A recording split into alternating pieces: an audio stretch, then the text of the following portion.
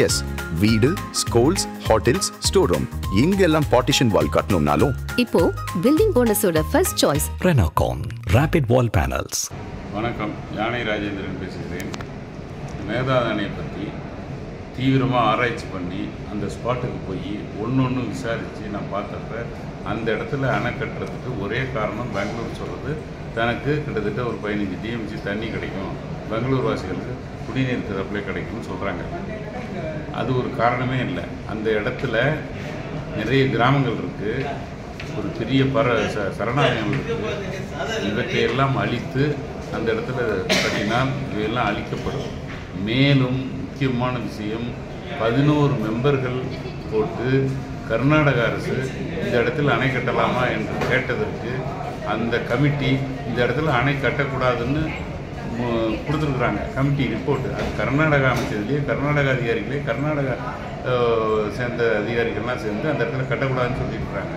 இதையெல்லாம் மறைச்சி இவங்க கட்டுறது வேணும்னு ஒரு பொலிட்டிக்கலாக பண்ணுறாங்க. ஆனால் விலிகுண்டுக்கு பக்கத்தில் காமராஜர் அவர்கள் ஒரு இடத்துல அணை கட்டணும்னு சொல்லிட்டு அதுக்கு அஸ்திவாரம்லாம் போட்டு அந்த அணையை திறப்பு விழாலாம் அந்த கல்வெட்டுலாம் இன்னமும் இருக்குது. அதை பார்த்து நானும் ஃபோட்டோ எடுத்துகிட்டு வந்துருக்கேன். அந்த இடத்துல கட்டினா எந்த விதமான கிராமங்களும் பாதிக்கப்படாது, எந்த விதமான இந்த இப்போ சரணாலயமும் அங்கே கிடையாது.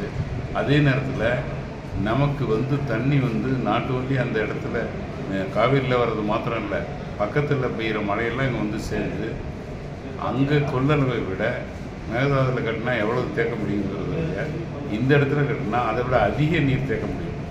இதனால் இந்த தண்ணீரை எக்ஸஸாக போய் கடலில் விழுவதை தடுக்கலாம். வேணுங்கும் பொழுது நம்ம மேட்டூருக்கு திறந்துக்கலாம். இது ஒரு அருமையான திட்டம். இது நான் நோட்டீஸ் கொடுத்துட்டேன்.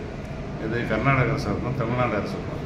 தமிழ்நாடு அரசு என்ன நினைக்கிறாங்கன்னா, இது காமராஜர் போட்டதாச்சே, அதை போய் நம்ம கட்டினா நமக்கு என்ன கிரெடிட் இருக்குது அப்படின்னு இதில் யாரும் இந்த 40 வருஷமே யாரும் தலையிடலை. இப்போ இது சம்மந்தமாக விசாரணையெல்லாம் நடந்துட்டு இருக்கிறதுனால சுப்ரீம் கோர்ட்டில் நான் இது சம்மந்தமாக விரைவில் இந்த என்னுடைய ஆராய்ச்சியையும் அந்த 11 மெம்பர் கட்டக்கூடாதுன்னு கர்நாடக அரசு சொன்ன கமிட்டி ரிப்போர்ட்டையும் எல்லாத்தையும் வைத்து நான் மனு செய்ய இருக்கிறேன் உச்சநீதிமன்றத்தில். நன்றி, வணக்கம்.